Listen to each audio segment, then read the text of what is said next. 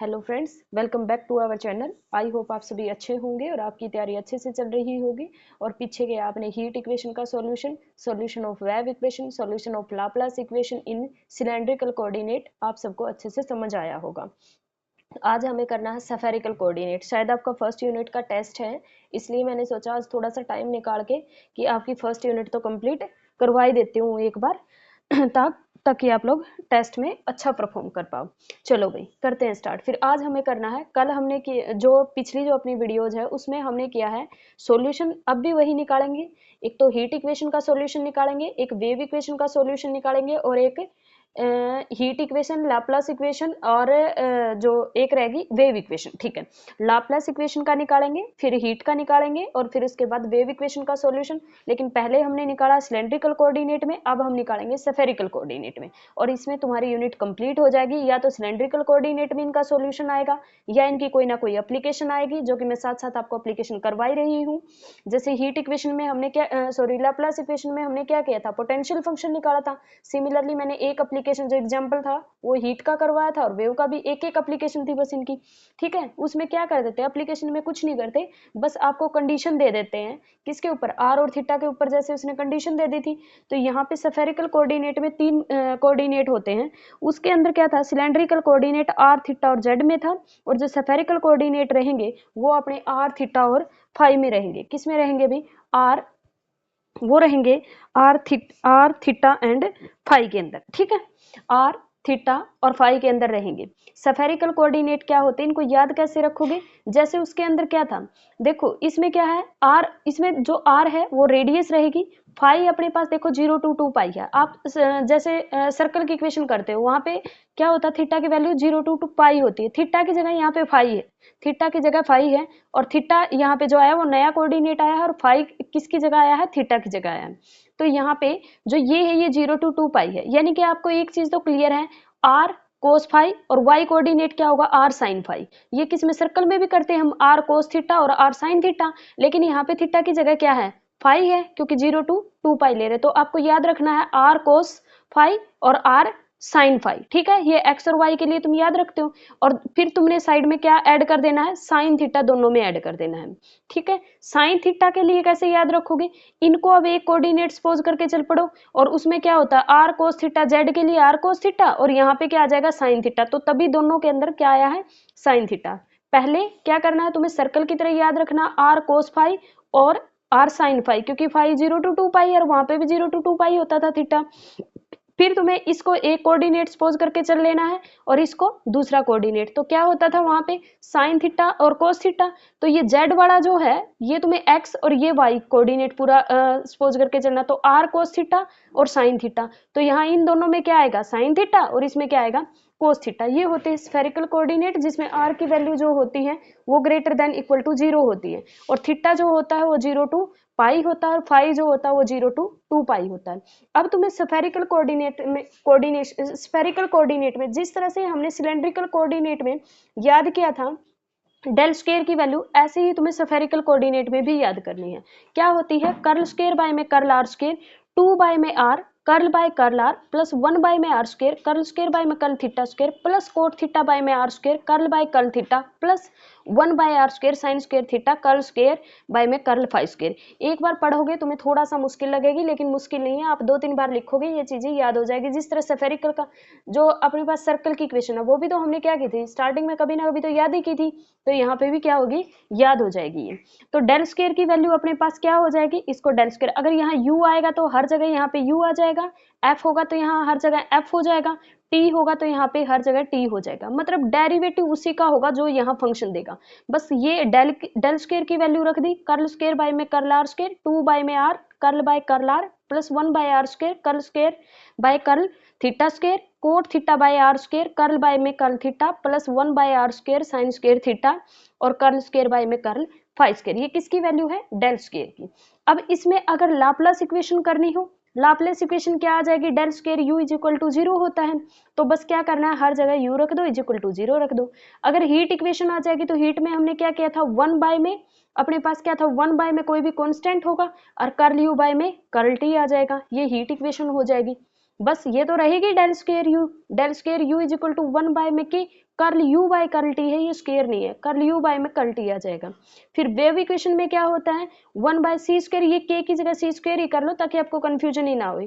उसमें क्या होगा कर्ल स्क्वायर यू बाय में कर्ल टी स्क्वायर होगा, ठीक है। वेव इक्वेशन में कर्ल स्क्वायर यू बाय में कर्ल टी स्क्वायर, सेम उसी तरह करेंगे जैसे हमने पीछे किया है, ठीक है। बस इसमें जो सॉल्यूशन बनेंगे वो अलग अलग बनेंगे, ये थोड़ा सा ध्यान से देखना। देखो इस तरह की अगर कोई इक्वेशन आ जाती है, जैसे ये आ गई, इस थीटा की जगह कुछ भी हो सकता है, यू हो सकता है, एफ हो सकता है, टी हो सकता है, ठीक है, या फिर तुम्हारे पास फाई हो सकता है, कुछ भी हो सकता है। तो थीटा डबल डेरिवेटिव यानी कि कर्ल स्क्वायर थीटा बाय में कर्ल स्क्वायर यू बाय में कर्ल थीटा स्क्वायर और प्लस में कोट थीटा, और यहाँ पे अपने पास है थीटा डैश और प्लस में अपने पास ये थीटा डैश है, मतलब first derivative curl u by में curl theta, curl u by में कर्ल थीटा, और n plus 1 minus m square by sine square theta, और इसका पूरे का बाहर आ जाए थीटा इज इक्वल टू 0। ये जो होती है ये अपने पास होती है लीजेंडर, ये अपने पास लीजेंडर इक्वेशन होती है, और इसका जो सॉल्यूशन होता है लीजेंडर इक्वेशन का वो होता है कोई भी कांस्टेंट pn की पावर m cos थीटा, और यहाँ पे कोई कांस्टेंट qn की पावर m cos थीटा, ठीक है भाई। तो यहाँ पे जो ये pn सफिक्स में n लिखा हुआ है कि पावर m है, और q सफिक्स में n और उसकी पावर m है, ये क्या होते हैं are the associate Legendre function. ये दोनों लीजेंडर फंक्शन है, इसको बोलेंगे लीजेंडर इक्वेशन। ये लीजेंडर फंक्शन होंगे फर्स्ट काइंड और सेकंड काइंड का, ठीक है। इसको फर्स्ट काइंड बोल दो, इसको सेकंड काइंड बोल दो, ठीक है भाई, क्लियर हो गया। चलो इस तरह की इक्वेशन आ जाए उसका डायरेक्ट तुम्हें सॉल्यूशन इस तरह से लिखना है, जिस तरह से हम वहां पे क्या कौन सी इक्वेशन बन रही थी, आप कमेंट करके बताओगे कि कौन सी इक्वेशन बन रही थी, मैं नहीं बताती।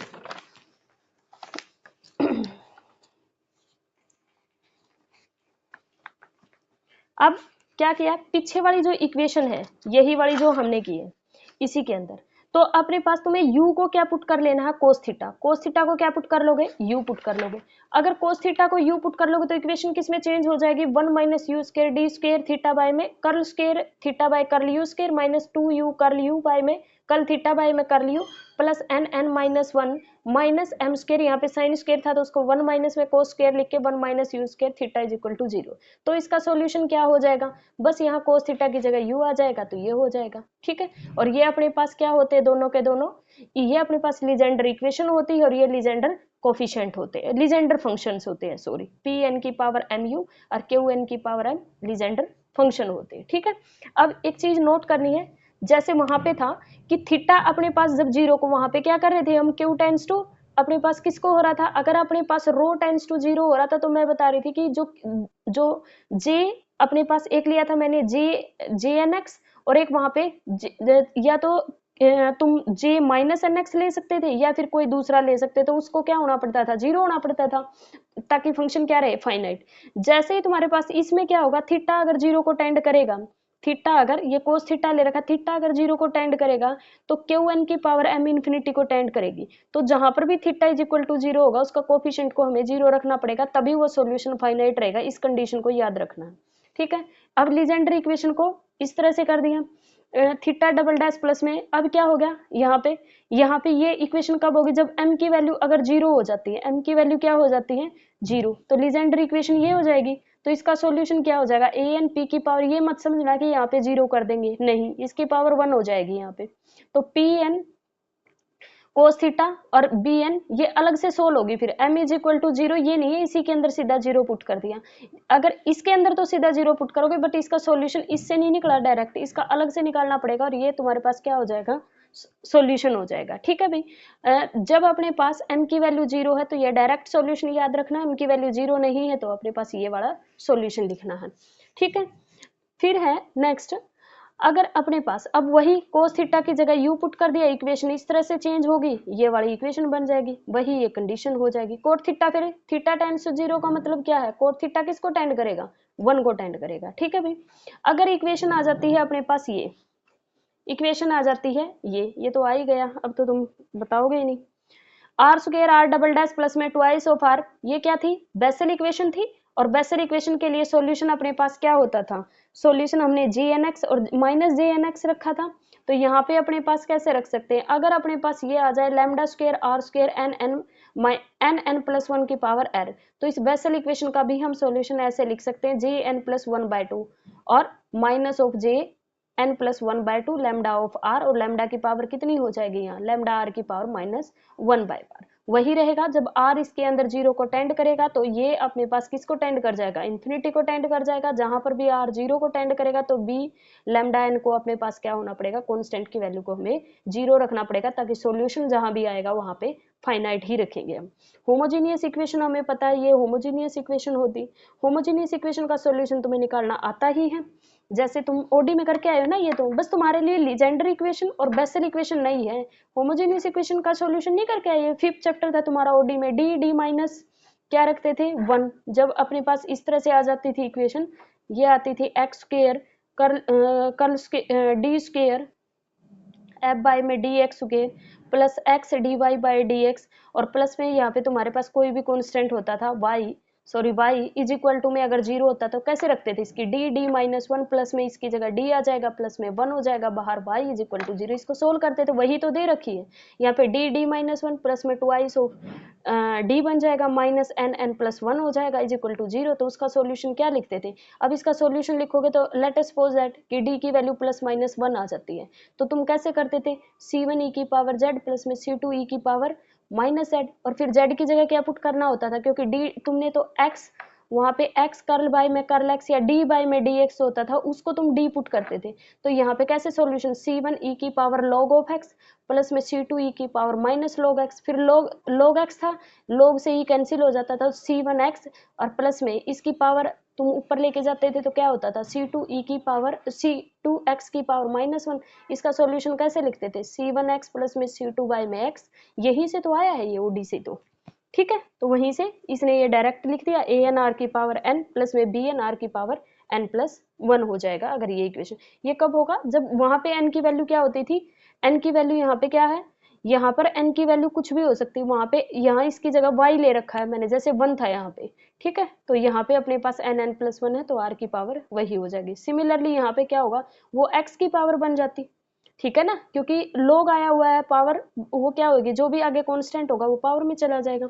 ठीक है भाई, अगर ये समझ ना आया हो ये वाला तो कमेंट करके बता देना, अलग से वीडियो बना दूंगी, क्योंकि इसमें तो ज्यादा लेंथ ही चला जाएगा, क्योंकि पूरा ओडी समझाने वाली बात हो जाएगी, 5th चैप्टर पूरा ही समझाना पड़ जाएगा ना उससे। तो चलो भाई, लीजेंडर सीरीज अपने पास क्या होती है, लीजेंडर सीरीज अगर कभी भी आ जाए तो उसका जो सॉल्यूशन निकालना, अगर an pn u आ जाए तो वहां से an की वैल्यू जो होती है वो अपने पास 2n+1 बाय में 2 -1 to 1 जो भी आपके पास फंक्शन है इनटू में pn u, इस an की वैल्यू ये होती है। अगर कोई भी लीजेंडर तुम्हारे पास लीजेंडर सीरीज है तो उसका सॉल्यूशन करने के लिए हमें इसकी वैल्यू निकालनी पड़ेगी, और इसकी वैल्यू तुम कैसे निकालोगे, 2n+1 बाय में 2 -1 f ऑफ u और pn u डी। ठीक है, अब चलो भाई, ये शायद ये थे बस तुम्हारे बेसिक कॉन्सेप्ट।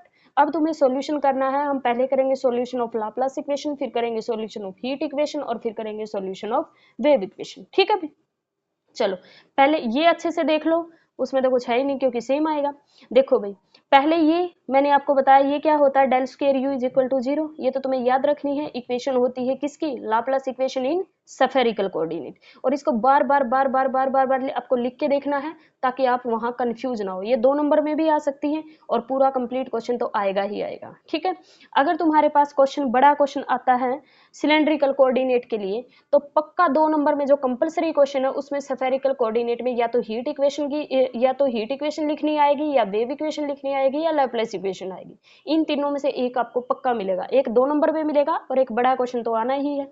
ठीक है भाई, चलो Laplace equation in spherical coordinate ये होती है, वही जो हमने सिलेंड्रिकल में किया था, वहां पे क्या किया था, r एक फंक्शन माना था, थीटा एक फंक्शन माना था, और एक अपने पास z कोऑर्डिनेट मान लिया था। वहां पे क्या था, r था, t था और z था, लेकिन यहाँ पे r, थीटा और कैपिटल फाई है। ठीक है, तुम्हें क्या करना है, डबल डेरिवेटिव करो विद रिस्पेक्ट टू r, तो r डबल डैश आ जाएगा 2/r, यहाँ पे r डैश आ जाएगा, ये दोनों कॉन्स्टेंट एज इट इज रहेंगे। यहाँ डबल थीटा का आ जाएगा, ये दोनों कॉन्स्टेंट रहेंगे, cot theta by r square as it is आ जाएगा, यहाँ पे क्या आ जाएगा, थीटा डैश आ जाएगा, और दोनों ये एज इट इज रहेंगे। फिर अपने पास यहाँ डबल डेरिवेटिव ऑफ फाई आ जाएगा और ये एज इट इज रहेंगे। फिर दोनों साइड तुम्हें क्या करना होता था, नेक्स्ट स्टेप, ये जो आर थीटा जो आर कैपिटल फाई से दोनों साइड डिवाइड करना होता था, 0 by something right hand side में तो 0 बन जाएगा। इसमें क्या होता था, तुमने आर डबल डैश यहाँ पे फिर क्या थीटा और फाई एज इट इज बच गया था, तो वो कैंसिल हो जाएंगे, डिवाइड में क्या आ जाएगा आर, ये तुम्हारे पास एज इट इज, तो r dash by r 1 by r square. I hope ये समझ आ रहा होगा ये कहाँ से आया, ठीक है। नेक्स्ट स्टेप तुम्हारा क्या होता था, सबसे पहले यहाँ क्या करना है तुम्हें, इस फाई वाले फंक्शन को एक साइड उठा के ले जाओ। फाई वाले का कैसे करोगे, पहले इसका ले लो एलसीएम, जैसे इसका एलसीएम लोगे, ये ले लिया एलसीएम, इसको इधर ले जाओ। अब इसको किसी कांस्टेंट के इक्वल सपोज करना है तुम्हें, तो let us suppose that m square, तो तुमने क्या किया एम स्क्वायर। अब तुम्हें पता है इसको एम स्क्वायर रखोगे तो ये भी पूरा एम स्क्वायर के इक्वल आ जाएगा। पहले तो इसका सॉल्यूशन निकालोगे तो क्या होगा, फाई डबल डैश प्लस में एम स्क्वायर फाई, और ये तुम्हारे पास डी स्क्वायर प्लस में एम स्क्वायर, इसका सॉल्यूशन कैसे लिखोगे भाई, डी स्क्वायर प्लस में m square is equal to 0, d की value plus minus m iota आ गई, और उसके लिए सॉल्यूशन क्या लिखते थे, C1 cos of m x plus में, सॉरी यहाँ पे फाई है ना, तो एम फाई और प्लस में C2 sine of M phi, ये तो कर ही लोगे शायद, ठीक है। और दूसरा अपने पास फिर ये चीज किसके इक्वल होगी, एम स्क्वायर के, तो इसको अपने पास एम स्क्वायर के इक्वल रखो, ठीक है। फिर ये था जो भी इसके, इसको नीचे ले गए इसके। अब तुम्हें क्या करना, आर का फंक्शन एक साइड रख लो और थीटा का फंक्शन एक साइड ले जाओ, ये ले गए भाई, ये हो गया सेपरेट आर का, ये थीटा का। अब ये वाली चीज आ गई, थीटा थीटा की चीजें एक साइड कर लो और आर की वैल्यू एक साइड कर लो। अब ये दोनों क्या हो गए, दोनों क्या हो गए, सेपरेट हो गए। अब इसको किसी नए कांस्टेंट के इक्वल सपोज करना, क्योंकि इंडिपेंडेंट हो गए, आर इंडिपेंडेंट हो गया थीटा पे और थीटा इंडिपेंडेंट हो गया आर पे, तो सेपरेटली क्या करोगे, सपोज कर लो किसी अनदर कांस्टेंट के इक्वल, ठीक है भाई, चलो करो। तो वो कांस्टेंट तुमने सपोज कर लिया माइनस एन एन प्लस 1, और यही क्यों सपोज किया है, क्योंकि इसकी हेल्प से ही लीजेंडर इक्वेशन बनेगी। अगर ये नहीं करोगे तो लीजेंडर इक्वेशन फिर आगे नहीं बनेगी, फिर तुम उस ओडी को सोल्व ही नहीं कर पाओगे। ओडी को सोल्व करने के भी वे होते हैं, अदरवाइज वो ओडी ऐसी की ऐसी पड़ी रहती है, फिर सोल्व नहीं होगी। तुम्हें किसके इक्वल सपोज करना, दोनों को माइनस एन एन प्लस 1, ठीक है। सपोज करोगे, इसको इधर ले आए, आर के साथ एलसीएम लिया, एक इक्वेशन ये बन गई और दूसरी इक्वेशन ये बन गई। भाई देखो ये अपने पास क्या बन गई, r square r double dash twice of r dash minus n n plus 1, इसका सॉल्यूशन मैं बता के आई हूँ कैसे होगा, ए आर की पावर एन प्लस में बी बाय में आर की पावर एन प्लस 1, ठीक है। और ये क्या बन गई, ये लीजेंडर इक्वेशन बन गई, और लेजेंडर इक्वेशन का सॉल्यूशन हमें पता है, ये अपने पास इसका सॉल्यूशन होगा, ये लिख दिया इसने, और लीजेंडर इक्वेशन का सॉल्यूशन ये अपने पास जो मैंने पीछे बताया था उसका सॉल्यूशन है, और ये इस लीजेंडर इक्वेशन का सॉल्यूशन है। ये तीनों सॉल्यूशन आ गए भाई अपने पास। तुमने सॉल्यूशन क्या सपोज किया था, सॉल्यूशन तो हमने यू आर इन तीनों की प्रोडक्ट की थी, अब इन तीनों की क्या कर दो, प्रोडक्ट कर दो, ठीक है भाई, तीनों की प्रोडक्ट कर दी, ये सॉल्यूशन आ गया। अगर तुम्हें जनरल सॉल्यूशन निकालना है तो एम और एन को क्या करवाना पड़ेगा, वेरी करवाना पड़ेगा, तो दोनों साइड क्या लगा दो, समेशन लगा दो यहाँ, क्योंकि वो तो अपने पास एक सॉल्यूशन आया था, अगर एम और एन को वेरी करवाएंगे तो बहुत सारे सॉल्यूशन आ जाएंगे, तो ये अपने पास क्या आ गया, जनरल सॉल्यूशन आ गया, तो ये अपने पास क्या हो गया, जर्नल सॉल्यूशन हो गया। अब इसी को ना इकट्ठा करके लिखा हुआ, कोई दिक्कत नहीं, इसको ई की पावर में लिख सकते हैं, आयोटा में लिखोगे तो इसको खोलोगे, क्योंकि ई की पावर आयोटा थीटा क्या होता है, कोस थीटा प्लस में आयोटा साइन थीटा, बीएम की वैल्यू क्या सपोज कर लोगे, बीएम की वैल्यू आयोटा सपोज कर लेना, क्या दिक्कत है। तो ये तुम्हारे पास आयोटा की फॉर्म में लिख दिया, ठीक है। और ये एज इट इज इसको भी आयोटा की फॉर्म में, ये लीजेंडर फंक्शन है तो ऐसे लिख सकते हो, थीटा कोस थीटा को लीजेंडर फंक्शन को ऐसे लिख सकते हैं, और ये अपने पास किसके, आयोटा की फॉर्म में लिख दिया, एक्सपोनेंशियल फॉर्म में, ठीक है भाई। तो ये अपने पास क्या होगा, सॉल्यूशन होगा, इस फॉर्म में लिख सकते हो, इस फॉर्म में लिख सकते हो सॉल्यूशन, और सॉल्यूशन को इस फॉर्म में भी लिख सकते हो, ठीक है। ये इसी को बस वो कर रखा, पी एन एम लिख दो, थीटा कोस थीटा लिख दो, कोई दिक्कत नहीं इसमें, ठीक है। अब कोस थीटा की जगह यू पुट कर दिया तो अपने पास लीजेंडर इक्वेशन क्या बन जाएगी, ये बन जाएगी। उसका सॉल्यूशन फिर अलग से निकाला रखा है, वो तुम्हें निकालने की जरूरत है नहीं, ठीक है। नहीं तो डायरेक्ट इसी के अंदर कोस थीटा के अंदर यू पुट कर दो, ठीक है भाई। और ये मैं एक बार के लिए छोड़ रही हूँ, ये बाद में करवा दूंगी क्योंकि आप लोगों का टेस्ट है और ये इतना इंपॉर्टेंट है नहीं, ये एप्लीकेशन है, जैसे हमने वही पोटेंशियल फंक्शन निकालना है, बस वैसे थोड़ा सा हिंट तो दे ही देती हूँ, ठीक है। देखो इसके अंदर क्या करना होता था, वहां पे एक कोऑर्डिनेट को हम 0 लेके चलते थे, ओ सॉरी कांस्टेंट लेके चलते थे, तो यहाँ पे भी एक कोऑर्डिनेट को कांस्टेंट लेके चलेंगे, उसका डेरिवेटिव अपने पास फाई का डेरिवेटिव 0 कर देंगे, तो इस जो भी तुम्हारी वो लाप्लास इक्वेशन थी उसमें जहां जहां भी फाई आता, फाई की टर्म को एलिमिनेट कर दो, जो भी बच गया उसका सोल्यूशन निकाल दो, और ये दो होमोजेनियस कंडीशन जो है, आपको जो दो कंडीशन दे रखी है, इन दोनों कंडीशन को फुलफिल करवा दो, जो भी रिजल्ट आएगा वो तुम्हारा रिक्वायर्ड रिजल्ट हो जाएगा। जैसे हमने सिलेंड्रिकल कोऑर्डिनेट में किया था, सिमिलर ऐसे ही करना है बस। और सॉल्यूशन मैंने बता ही दिया, जैसे पीछे निकाला है वही बस उसके, अब ये छोटा हो जाएगा सॉल्यूशन, क्योंकि 5 वाली टर्म एलिमिनेट हो जाएगी। ठीक है, चलो भाई नेक्स्ट क्या है,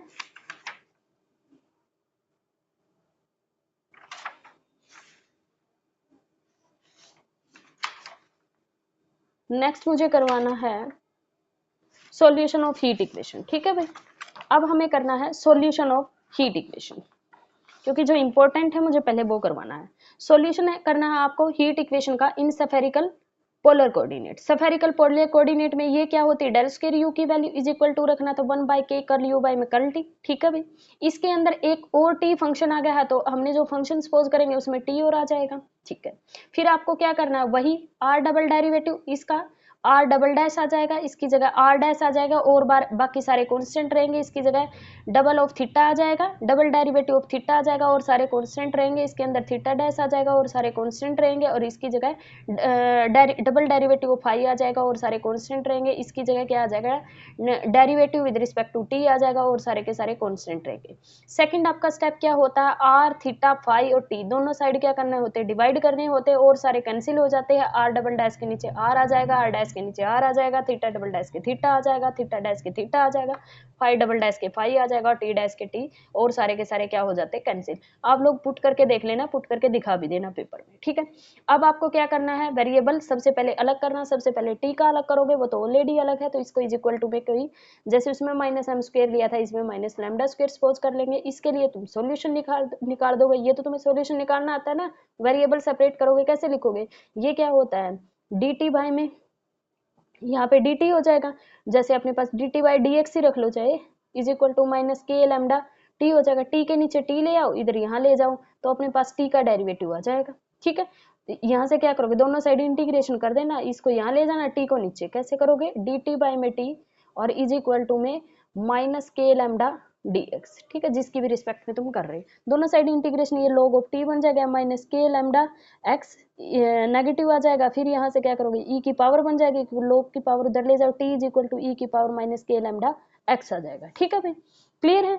ठीक है, ठीक है, t is equal to t is equal to आएगा माइनस e की power lambda minus k lambda t।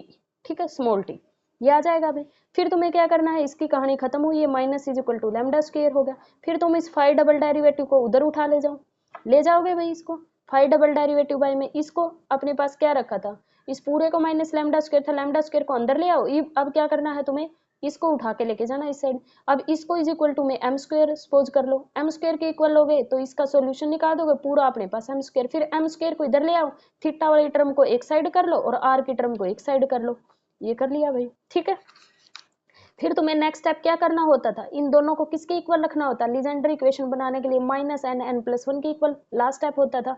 तो आर वाली टर्म को इसके इक्वल रखोगे और इस टर्म को भी किसके इक्वल रखोगे, minus of n n plus one, ये दो इक्वेशन बन गई। ये कौन सी इक्वेशन बन गई भाई, ये तो अपने पास जो मैंने होमोजीनियस इक्वेशन बनाई थी वही ए की पावर बनाया था, लेकिन यहाँ पर देखो क्या ये होमोजीनियस इक्वेशन बनी है, r square r dash plus में twice of r lambda square r square minus n n plus one, ये बेसल इक्वेशन बन गई, और बेसल इक्वेशन का सॉल्यूशन आपको पता है। और ये कौन सी बन गई, लीजेंडर इक्वेशन बन गई, और लीजेंडर इक्वेशन का सॉल्यूशन मैं आपको बता के आई हूँ, वही डायरेक्ट सॉल्यूशन लिख दिया। ये पहले वाले का है जो मैंने आपको बताया था, ये दूसरे वाले का है जो आपकी प्लस माइनस आयोटा एम आएगा सॉल्यूशन।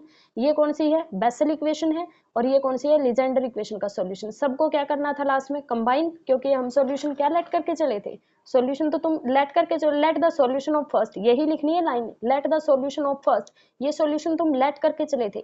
और अब इसके अंदर तुम्हें इसकी वैल्यू मिल गई, इसकी मिल गई, इसकी मिल गई, इसकी मिल गई, सबकी प्रोडक्ट कर दो, ये तुम्हारे पास सॉल्यूशन आ जाएगा। जनरल सॉल्यूशन के लिए m की वैल्यू n की वैल्यू को वेरी करवाना होता है, इसलिए क्या ले लोगे, समेशन, लेकिन यहाँ पे लैम्डा भी एक नई चीज आ गई थी, तो तीन समेशन लोगे, लैम्डा भी वेरी करेगा, m भी वेरी करेगा, n भी, ये क्या होगा, जनरल सॉल्यूशन हो जाएगा, और इसी को required solution of heat equation बोलते हैं। ठीक है भाई, नेक्स्ट इसकी है एप्लीकेशन, जो एप्लीकेशन मैं अभी करवा नहीं रही। नेक्स्ट करेंगे सॉल्यूशन ऑफ वेव इक्वेशन। ठीक है, solution of wave equation. Wave equation में curl 1/c² curl square u by में कर्ल t² होगा भाई। आपको क्या करना है, ये मैं चाहूँ तो आपको एक लाप्लास करवा के ये कह सकती हूँ कि ये सेम है, और है भी सेम। लेकिन क्या होता है कि जब हम बच्चे होते हैं क्लास में, जब जैसे आप हो ग्रेजुएशन में, ये होता है कि टीचर ने करवाया ही नहीं है, तो मैं इसीलिए कि आपको ये ना लगे कि मैंने करवाया ही नहीं है इसलिए मैं ये करवा रही हूँ, वरना करवाने की जरूरत है नहीं। आप देखोगे ना ध्यान से, करवाने की जरूरत है ही नहीं, लेकिन आप लोगों को ये ना लगे कि करवाया नहीं, मैं छोड़ दूंगी तो आप लोग भी छोड़ देंगे, जबकि ये इंपॉर्टेंट है, छोड़ नहीं सकते आप इसको।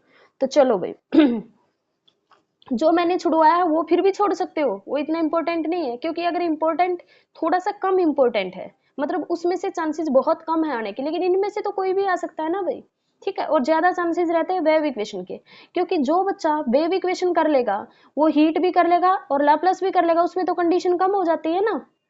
चलो तो आप ना चाहे सिलेंड्रिकल की हो या फिर स्फेरिकल की हो, सबसे पहले वेव इक्वेशन करो, ना कि लाप्लास इक्वेशन, क्योंकि जो वेव इक्वेशन को सोल्व कर लेगा वो लाप्लास भी कर लेगा और हीट भी कर लेगा। अगर कुछ भी ना आया तो लास्ट में क्या करेगा, उसके जो भी तुम्हारा लास्ट सॉल्यूशन है उसके अंदर जो ये डबल डेरिवेटिव के लिए सॉल्यूशन है उसको सिंगल डेरिवेटिव वाले में एक ही तो सॉल्यूशन चेंज करना है इसका सिर्फ। और सिमिलरली हीट वाले में क्या करना है, ये वाला सॉल्यूशन कर लियो बाय कर्ल टी का सॉल्यूशन आया है तो वो करना है, लेकिन लाप्लास में तो इस सॉल्यूशन को ही गायब कर देना है, ठीक है। चलो तो इसके लिए ये तुम्हारी इक्वेशन होगी भाई।